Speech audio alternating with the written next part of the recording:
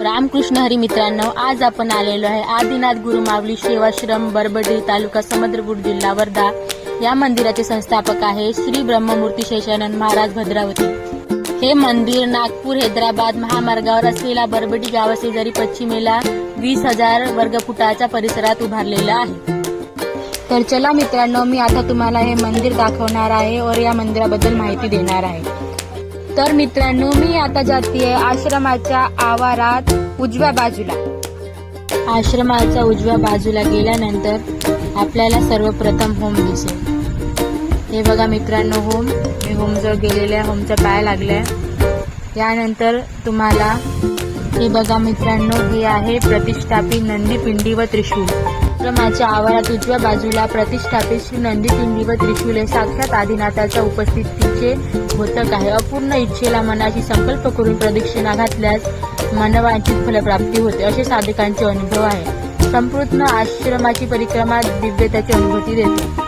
अत्यंत सुंदर असे हे आश्रमाचे परिसर आहे, बघू शकता मित्रांनो। तर आता आपण जाणार आहे मंदिराच्या गर्भगृहामध्ये। मंदिराच्या गर्भगृहामध्ये गेल्यानंतर आपल्याला अनेक संतांची मूर्ती व फोटो दिसतील, जसे संत गोरोबा काका, तुकाराम महाराज, गाडगे महाराज, विठ्ठल रखुमाई, या सर्व आपल्याला मूर्ती दिसतील। तर आता आपण मंदिराच्या आणखी गर्भगृहात जाणार आहोत। मी इथे पाया लागल्यात। मंदिराच्या गर्भगृहामध्ये प्रवेश करताच मनाला शांती मिळते।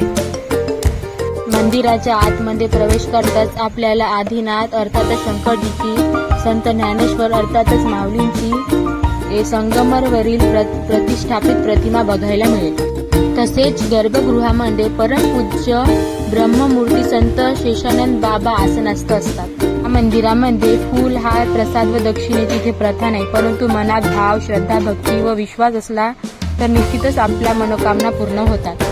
अत्यंत सुंदर आणि मनमोहक असे हे आदिनाथ गुरु माऊलीचे सेवाश्रम मंदिर आहे।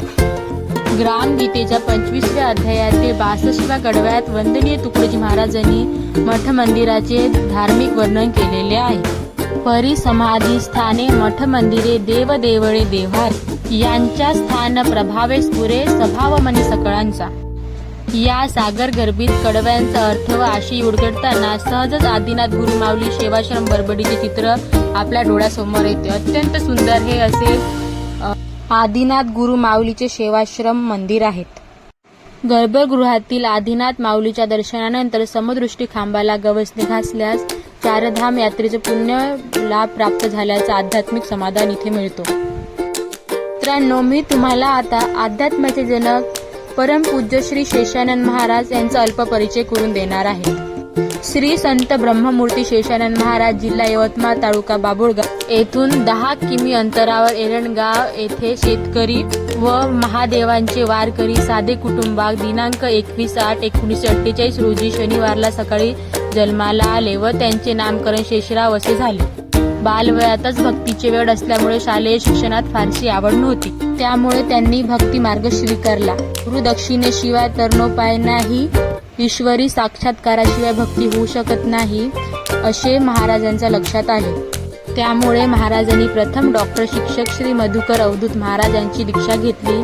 त्यांचे सानिध्यात तप उपासना साध्य करून सालबड्डी मध्य प्रदेश इथे स्वतः जाऊन साधना केली। तिथे त्यांना अनेक अनुभव आले, त्यांचे वर्णन केले तर मोठा ग्रंथ तयार होईल। इतर ठिकाणीही त्यांनी साधना केल्या। सालबड्डी, धगा, साहू, रंजनगाव, कोंडेश्वर, पंढरपूर, गांडगापूर, गवाळा, अमरावती इथे माता अंबादेवीची उपासना करीत निमात्र तो संत तुकाराम यांच्या वचनाप्रमाणे पागल वैशात 91 दिवस साधना केली।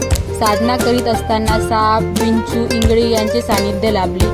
गोवाडा येथे गणेश मंदिरात 41 दिवस डोळ्याला पत्ती बांधून साधना केली। आजही त्यांच्या सहवास उपसात भक्त गहीवरून सांगतात। सालबद्दी मध्य प्रदेश येथे 5 वर्ष अन्नदान करून सत्र चालविले।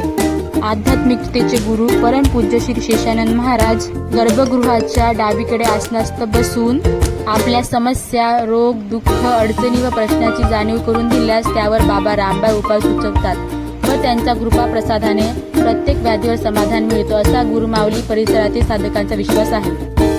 बाबा नेहमी मौन व्रत मध्ये असतात, त्यामुळे ते आपल्या समस्या पाटीवर लिहून आपल्या समस्याचे हल सांगतात.